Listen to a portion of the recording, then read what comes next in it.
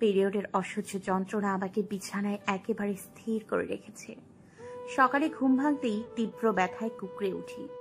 তালুকদার পরিবারের বিশাল ডুপ্লেক্স বাড়িতে উৎসবমুখর পরিবেশ। বাড়ির বড় ছেলে অনেক বছর পর বিদেশ থেকে ফিরছে।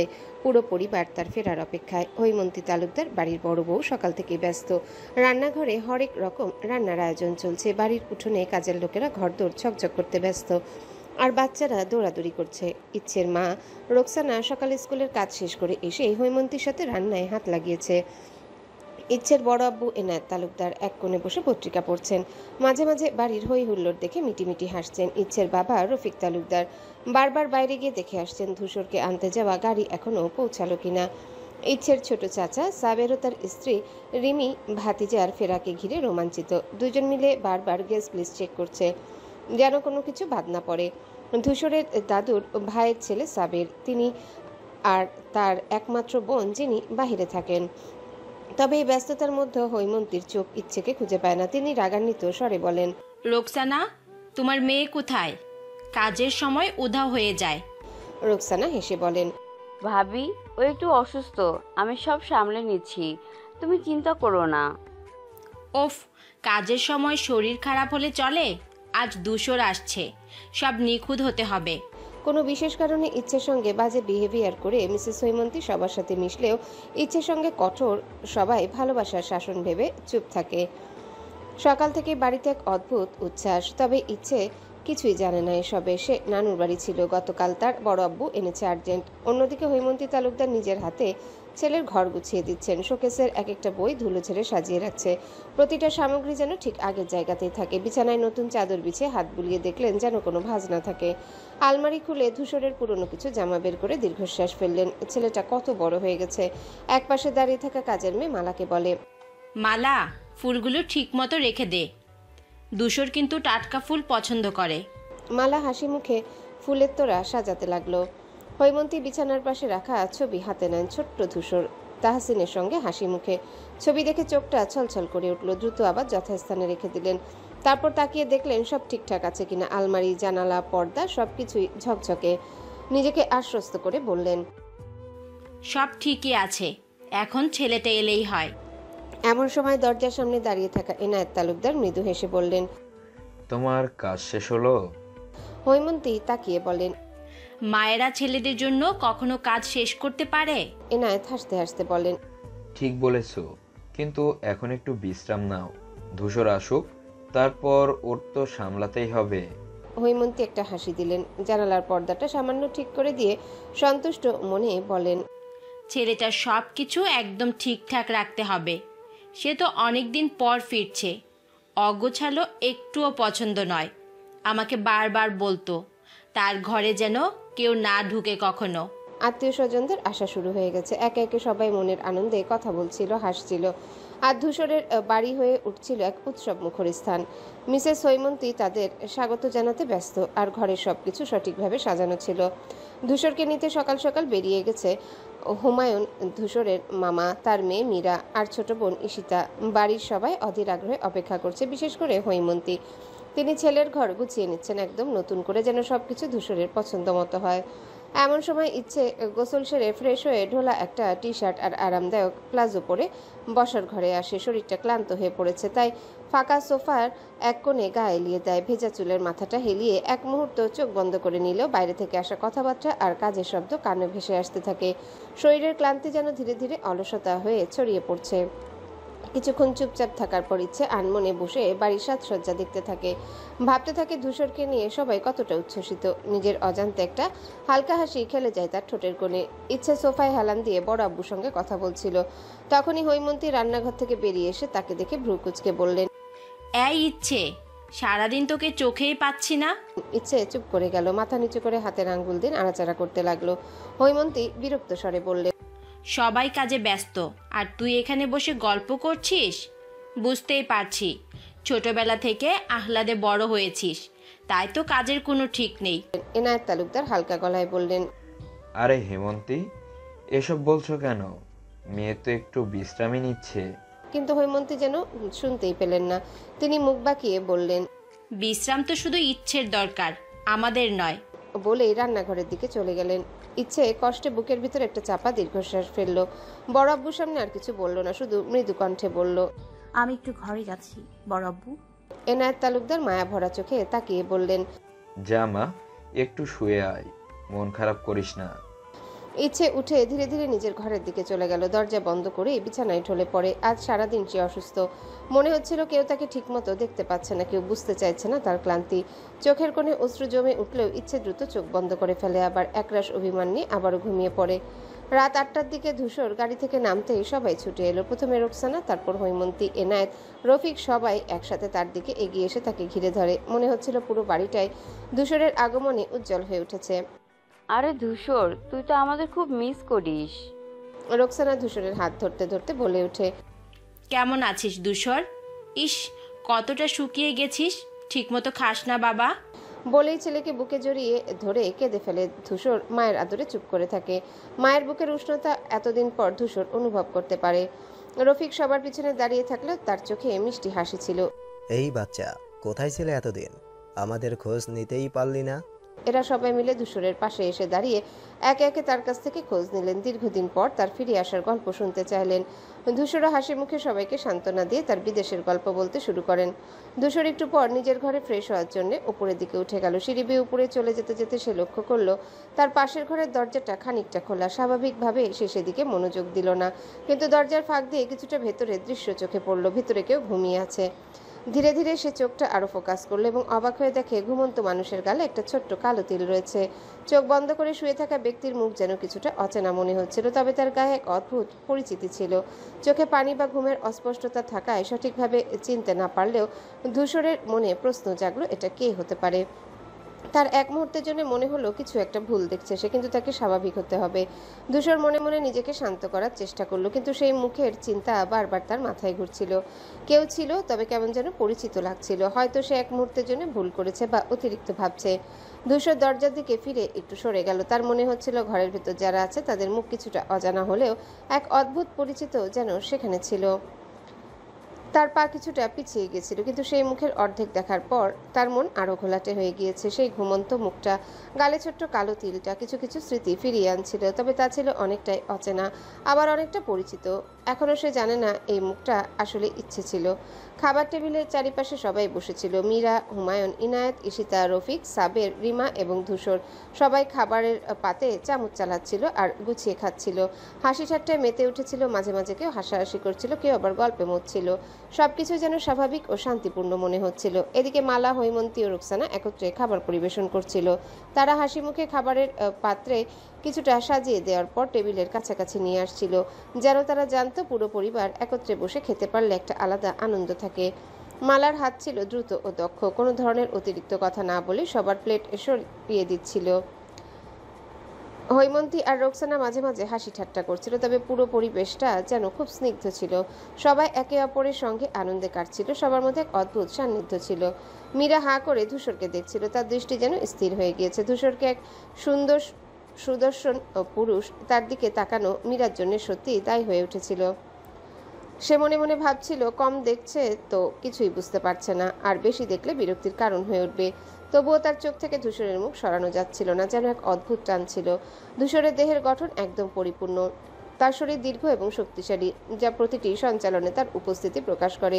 জিমে কষ্ট করে তৈরি করা পেশি তার হাত এবং বুকের দিকে স্পষ্টভাবে ফুটে ওঠে, তবে তার ঢোলা টি শার্ট সবসময় তার সুরেলা দেহের উপর খাপ খায় না। তার হাতের পেশি যেন ফুলে ফেপে ওঠে, যদিও শার্টের নিচে সেগুলো সম্পূর্ণভাবে ধরা পড়ে না। তবে যখন সে হাত বাড়ায় বা কিছু করে, তখন তার পেশিগুলো সুস্পষ্টতা আর শক্তি স্পষ্টভাবে নজরে আসে। তার প্রতিটা গতি যেন প্রশিক্ষিত এবং মসৃণ। তার দেহের পেশিগুলোর প্রতি সচেতনতা এবং নিয়ন্ত্রণে তার দক্ষতা প্রকাশ পায়। তার কোমর এবং পিঠের নিচের অংশও মসৃণ কিন্তু শক্তিশালী, যা তার শরীরের সুষমতাকে নির্দেশ করে। একটু পর মীরা বুঝতে পারল তার অস্বস্তি বেড়ে যাচ্ছে এবং দ্রুত চোখ ফেরালো। তবে ঈশিতা তার দৃষ্টি সেদিকে লক্ষ্য করে আর মুচকি হাসি দিয়ে বলে, তারপর ফিক করে হেসে উঠল। মীরা কিছুটা লজ্জা পেয়ে দ্রুত নিজের চোখ সরিয়ে নিল, কিন্তু তার মুখে একটা গোলাপি আভা ফুটে ওঠে। অন্যদিকে রফিক খাবার শেষ করে সবার আগে উপরে যেতে নিলে ধূসর বলে, উঠে যাচ্ছ? কই যাচ্ছ? এখানে বসো, সবার জন্য গিফট এনেছি, দেখবে চলো।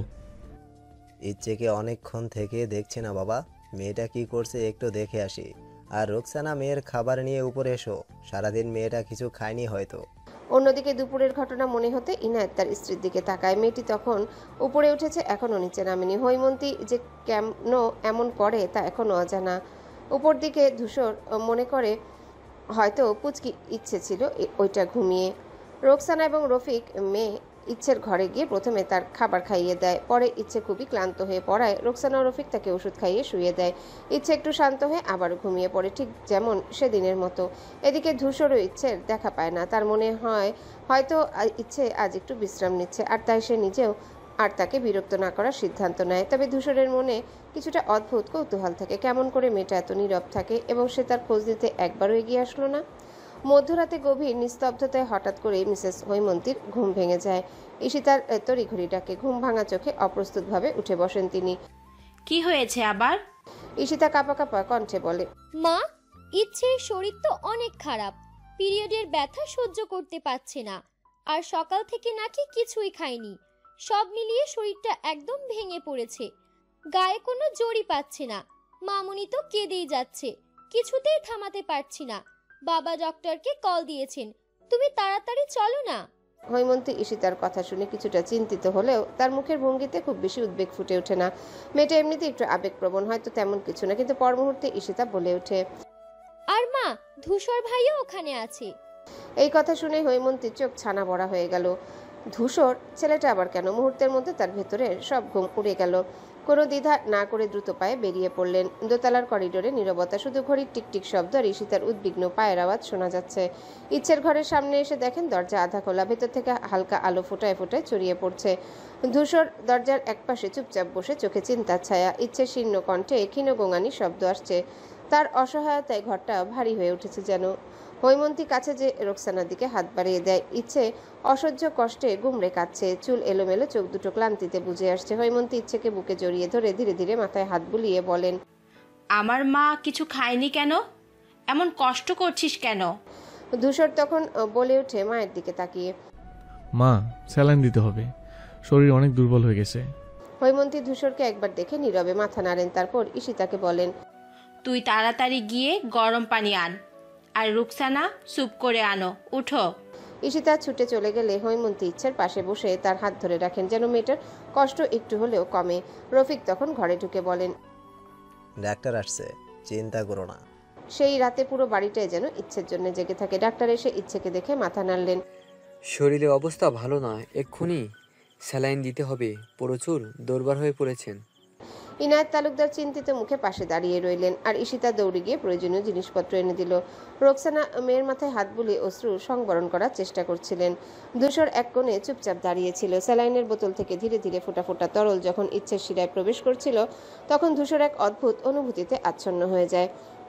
চোখের সামনে ক্লান্ত জীর্ণ একটা পুতুলের মতো নিস্তেজ ইচ্ছে শুয়ে আছে। গোলগাল ছোট্ট মুখটা যেন আরও ফ্যাকাশে হয়ে গেছে, কিন্তু গালের মাঝে সেই ছোট্ট কালো তিলটা যেন আরও স্পষ্ট হয়ে উঠেছে। ধূসর লক্ষ্য করলো অসুস্থতার ক্লান্তি যেন ওর চেহারা এক অদ্ভুত মায়া এনে দিয়েছে। অগোছালো চুল, চোখের নিচে ক্লান্তির ছাপ, তবুও সৌন্দর্যের এক অন্যরকম দীপ্তি যেন ছড়িয়ে পড়েছে। মুহূর্তের জন্য ধূসরের বুকের ভেতরটা কেমন যেন মোচড় দিয়ে উঠল।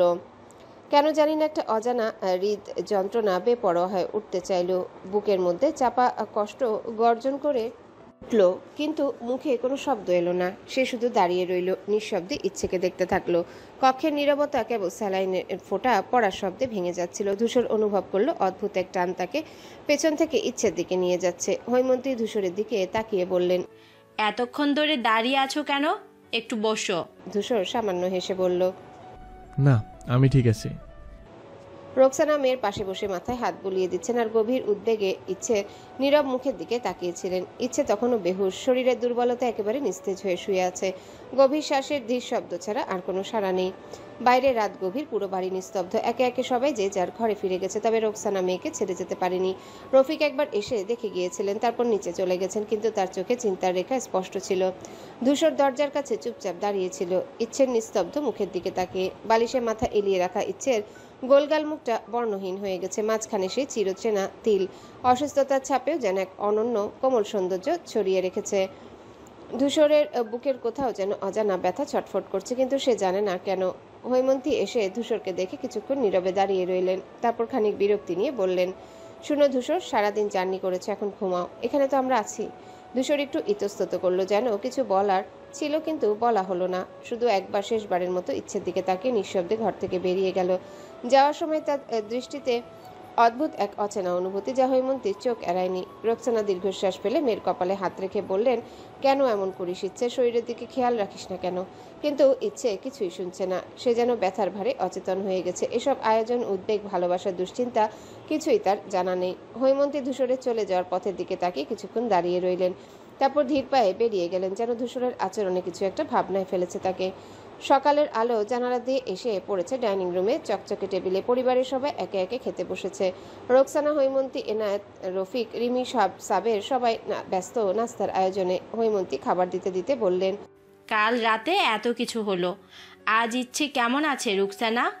রোকসানা হালকা হাসি দিয়ে বললেন, ভালো আছে আপা, এখন একটু দুর্বল, ওষুধের প্রভাব আর স্যালাইনের জন্য একটু শক্তি পেয়েছে।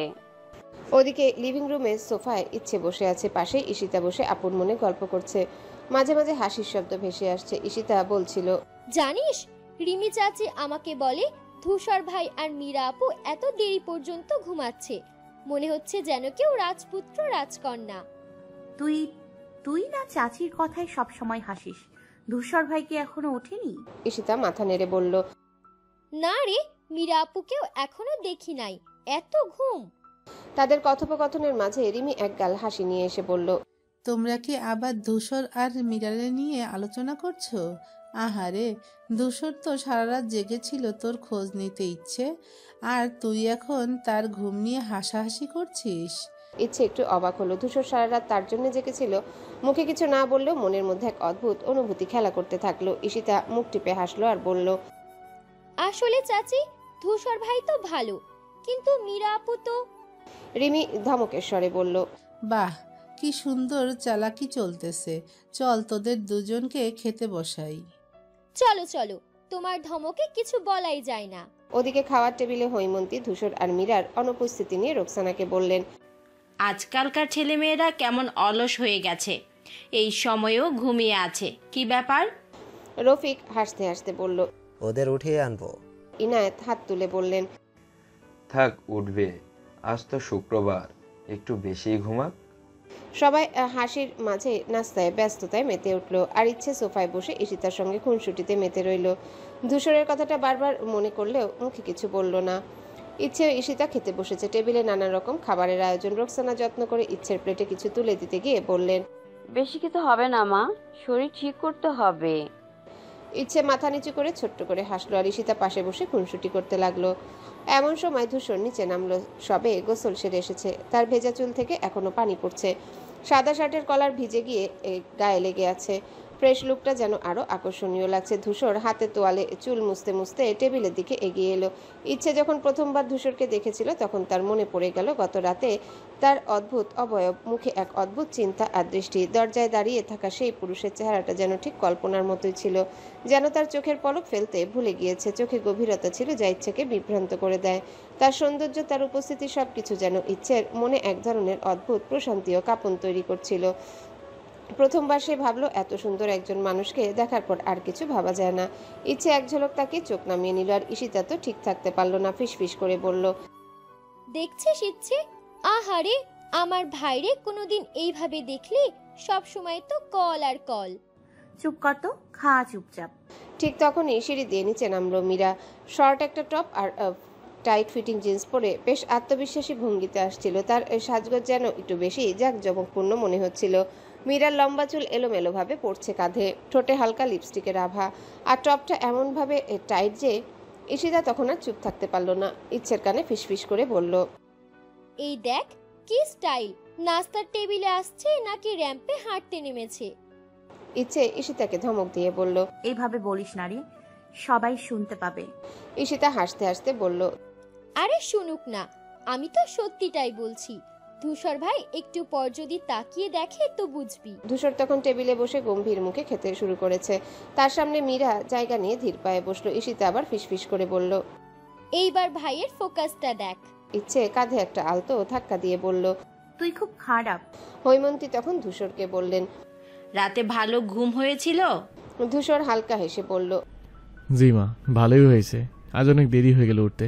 মীরা তখন ধূসরকে উদ্দেশ্য করে বলল, তাহলে ব্রেকফাস্টটা ভালো করে এনজয় করো ধূসর। ট্রিপে কিন্তু অনেক মিস করেছি তোমায়। ঈশিতা চোখ উল্টে বলল, উফ, অভিনয় দেখতে হবে নাকি? ইচ্ছে হাসি চেপে খেতে লাগলো আর মনে মনে ভাবলো ধূসর ভাই কি আদৌ এসব কিছু খেয়াল করে। অন্যদিকে বাকি সবার খাওয়া শেষ হলে তারা ধীরে ধীরে লিভিং রুমে চলে যায়। হৈমন্তী, রফিক, এনায়েত, রোকসানা সবাই নিজেদের মধ্যে গল্পে মেতে ওঠে। বাড়ির পরিবেশটা বেশ প্রাণবন্ত হয়ে ওঠে, যেন অনেকদিন পর সবাই একসঙ্গে বসেছে। তখন খাবার টেবিলে তখনও 4 জন আছে, ধূসর, মীরা, ইচ্ছে আর ঈশিতা। ধূসর ধীর গতিতে খাচ্ছে, যেন কোথাও তারা নেই। মীরা পাশে বসে চুপচাপ খাচ্ছে, মাঝে মাঝে ধূসরের দিকে তাকিয়ে আবারও চোখ সরিয়ে নিচ্ছে। ঈশিতা মুখে হালকা হাসি ধরে রেখেছে, কিন্তু তার নজর সবসময় মীরার দিকে, যেন নতুন কিছু খুঁজে বের করার চেষ্টা করছে। ইচ্ছে খাবারের সঙ্গে খেলছিল, চামচ দিয়ে ধীরে ধীরে নাড়াচাড়া করছিল প্লেটে রাখা ভাত। সারা রাতের অসুস্থতার ক্লান্তির ছাপ এখনো চোখে মুখে স্পষ্ট, মুখটাও যেন ফ্যাকাশে হয়ে আছে। তখনই হঠাৎ ধূসর ইচ্ছের দিকে না তাকিয়ে নিস্পৃহ স্বরে বলে উঠল, শরীর কেমন এখন ইচ্ছে? ধূসরের কণ্ঠস্বর শুনে ঈশিতা হালকা হাসলো আর মীরা ভ্রু কুঁচকে তাকালো ইচ্ছের দিকে। ইচ্ছে চমকে উঠে সামান্য অপ্রস্তুত হয়ে বলল, ভালো ভালো আছি। ধূসর তখনও চোখ তুলে তাকালো না, হাতের চামচটা আস্তে আস্তে প্লেটে রেখে বলল, ঠিকঠাক মতো খাও, শরীর দুর্বল হয়ে পড়েছে। এভাবে না খেলে আবার অসুস্থ হয়ে পড়বে। ঈশিতা ফিসফিস করে ইচ্ছের কানে বলল, দেখলি কি কেয়ারিং। ইচ্ছে মুখ নিচু করে লজ্জায় খাবার গিলে নিল আর মনে মনে ভাবলো ধূসর কি আসলে ওর জন্য চিন্তা করে, নাকি এ শুধু একরকম ভদ্রতা। মানুষটার সাথে যে তার সখ্যতা এতটা এগোয়নি কখনো। ফোনে কথা হয়েছে শেষ কবে মনে নেই। অজানা কারণে ধূসরকে সে এড়িয়ে চলতো। মীরা তখন হালকা গলায় বলল, ইচ্ছে ঠিক হয়ে যাবে, আমিও তো ঠিক মতো খাই না, কিছুই হয় না। ধূসর কপালের ভাঁজ স্পষ্ট করে মীরার দিকে তাকালো। সবাই এক নয় মীরা, ইচ্ছে তো ছোট, ওর যত্ন দরকার। মীরা ঠোঁট কামড়ে কিছু বলতে গিয়েও চুপ হয়ে গেল। ঈশিতা চুপি চুপি বলল, কি দারুণ ব্যাটিং দিল। হ্যাঁ, ইচ্ছে একগাল লজ্জা নিয়ে খাবার খেতে লাগলো আর ধূসর তার খাওয়ায় মন দিল যেন কিছুই হয়নি। ধূসর খাওয়া শেষ করে ধীর পায়ে উঠে লিভিং রুমের দিকে এগিয়ে যায়। লিভিং রুমে ইনায়েত, রফিক এবং সাবের বসে গল্পে মেতেছিল। কালকে অল্প কিছু আত্মীয় আসলেও দেখা করে রাতেই ফেরত গেছে। কয়দিন পর আবার এমনিও আসতেই হবে ভেবে ধূসর এসে সোফায় বসে গায়ে এলিয়ে দিয়ে বাপ চাচাদের আলাপে যোগ দেয়। তার চোখে ক্লান্তির ছাপ থাকলেও মুখে ছিল এক অদ্ভুত প্রশান্তি। মাঝে মাঝে চায়ের কাপে চুমুক দিতে দিতে মনোযোগ দিয়ে বড়দের কথাগুলো শুনছিল। অন্যদিকে ইচ্ছে খাওয়া শেষ করে চুপচাপ নিজের ঘরের দিকে পা বাড়ায়। শরীরটা এখনো দুর্বল, তবু মন খারাপটা যেন আরো বেশি ভর করছে। দরজা খুলে ঘরে ঢুকে একটু বিশ্রাম নেবে ভাবছিল, কিন্তু বিছানার উপর রাখা একটা মাঝারি আকারের বক্স দেখে থমকে দাঁড়ালো। কেউ যে ওর ঘরে ঢুকেছে সেটা সে টেরই পায়নি। বক্সটা হাতে নিয়ে ভাবতে লাগলো কে রেখেছে এটা। ধীরে ধীরে হাতের আঙ্গুল দিয়ে মোড়কটা খুললো। ভেতরে সাজানো ছিল রঙিন 17টি শাড়ি, লাল, নীল, বেগুনি, সবুজ, আরো কত রং। একটার পর একটা শাড়ি বের করে দেখতে লাগলো ইচ্ছে, যেন নিজের চোখকে বিশ্বাস হচ্ছে না। বাক্সের এক কোনায় রাখা ছোট্ট একটা খাম চোখে পড়লো। কাপা হাতে খাম খুলে ভেতরে চিঠিটা বের করলো। সেখানে ছোট্ট একটা বাক্য লেখা, সে আমার ইচ্ছে ঘুড়ি। লেখাটার দিকে চেয়ে ইচ্ছে থম ধরে বসে থাকে। কে লিখেছে, কেন এই উপহার? মনের মধ্যে হাজারো প্রশ্ন ঘুরপাক খেতে থাকে, কিন্তু কোনো উত্তর খুঁজে পায় না। শাড়িগুলো একবার গুনে দেখে, ঠিক 17টা।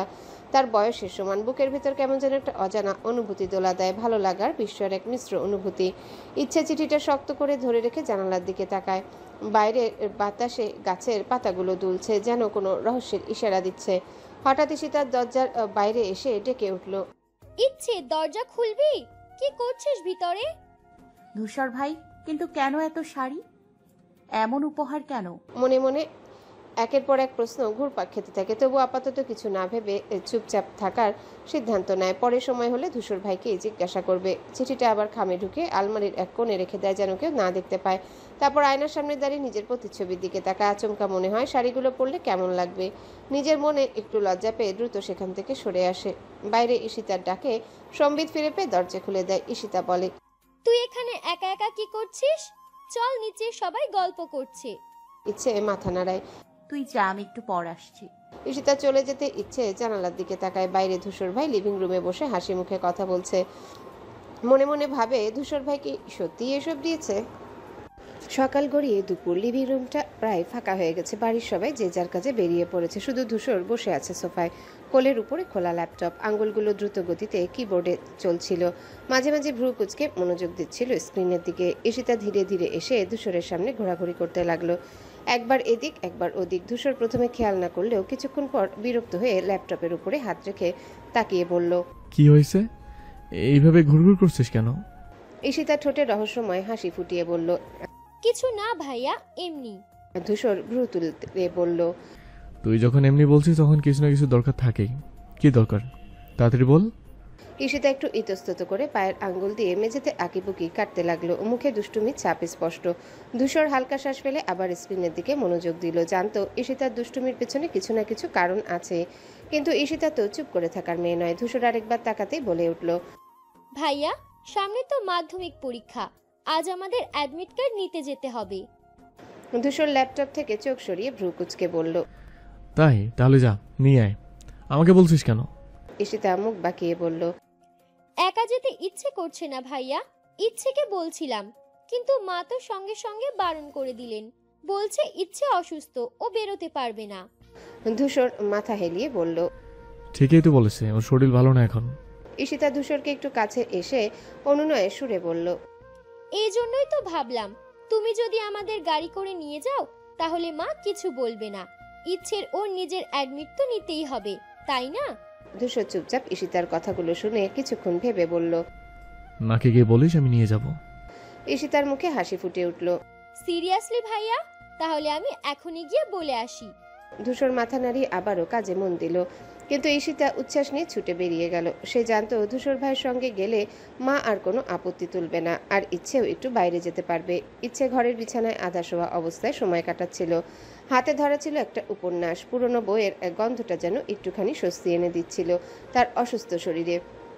মাথার কাছে রাখা পানির গ্লাসে হালকা ঘোলা পানির আভাস, যা হয়তো সকাল থেকে আর খাওয়া হয়নি। ইচ্ছে ক্লান্ত চোখে দুপাতা উল্টে দেখছিল, কিন্তু মনোযোগ ছিল না একদমই। শরীরের দুর্বলতা যেন পায়ের মাঝে অবশ হয়ে আটকে আছে।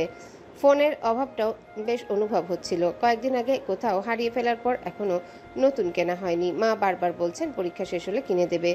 ইচ্ছে মাঝে মাঝে অস্থির হয়ে ওঠে, কত কিছু হাতের নাগালের বাইরে চলে গেছে এখন।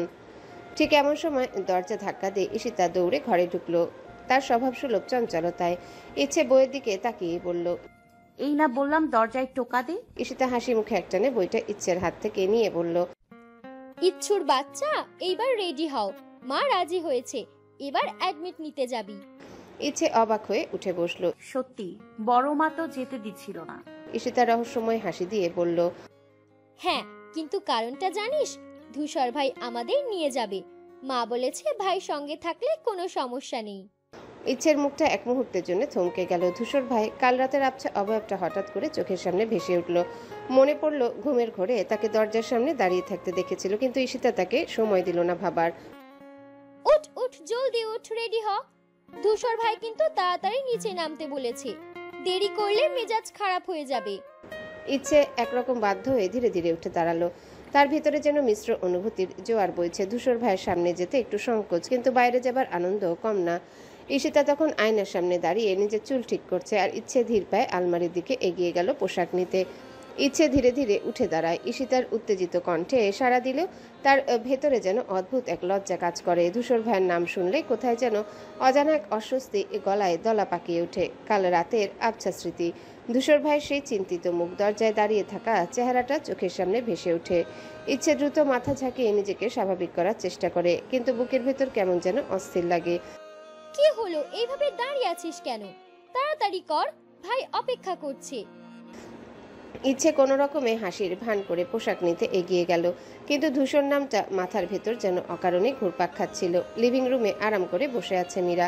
তার পরনে ট্রেন্ডি ফিটিং ড্রেস, সাজগোজে আলাদা নজর কাড়ার চেষ্টা স্পষ্ট। পাশে ধূসর বসে, কালো প্যান্ট আর হালকা সাদা শার্ট পরা, কানে ইয়ারপড লাগিয়ে কারোর সাথে গম্ভীর মুখে কথা বলছে। তার তীক্ষ্ণ চোখে মনোযোগের ছাপ, যেন পুরো পৃথিবী থেকে বিচ্ছিন্ন হয়ে কাজে ডুবে আছে। মীরার দৃষ্টি ধূসরের উপর স্থির, যেন চোখ দিয়ে প্রতিটা ভঙ্গি গিলে খাচ্ছে। ধূসরের মুখের হালকা দাড়ি, চুলের নিখুঁত সেটিং, সবকিছুতেই মীরার আগ্রহের অভাব নেই। মাঝে মাঝে সে চুলে হাত দেয় কিংবা ফোনে কিছু স্ক্রল করে ধূসরের দৃষ্টি আকর্ষণের চেষ্টা করে, কিন্তু ধূসর একদম নির্বিকার, নিজের জগতে মগ্ন। মীরার চোখের দৃষ্টিতে একরকম অধিকার বোধের ছাপ, যেন ধূসর শুধু তারই, কিন্তু ধূসরের নির্বিকার ভাবনায় হয়তো সে নিজেকে খুঁজে পায় না। ঈশিতা দ্রুত সিঁড়ি বেয়ে নিচে নেমে, মুখে স্পষ্ট বিরক্তি। মীরার গতিবিধি তার চোখ এড়ায় না। কিভাবে তার ভাইকে চোখ দিয়ে গিলে খাচ্ছে সেটা দেখে তার রাগ যেন আরও বেড়ে যায়। ঈশিতার হাত মুষ্টিবদ্ধ হয়ে আসে। ইচ্ছে পাশে দাঁড়িয়ে থাকায় কিছুটা শান্ত থাকার চেষ্টা করে। ইচ্ছে ধীর পায়ে নামছে। পরনে সাদা ফুল স্লিভ গাউন, ওড়নাটা গলায় ফেলা, দুই পাশে ঝুলে পড়েছে, চুলগুলো খোলা, একপাশে এলোমেলোভাবে ঠেকে আছে। অসুস্থতার ছাপ মুখে স্পষ্ট হলেও তার সহজ সরল সৌন্দর্য যেন সবকিছুকেই ছাপিয়ে যাচ্ছে।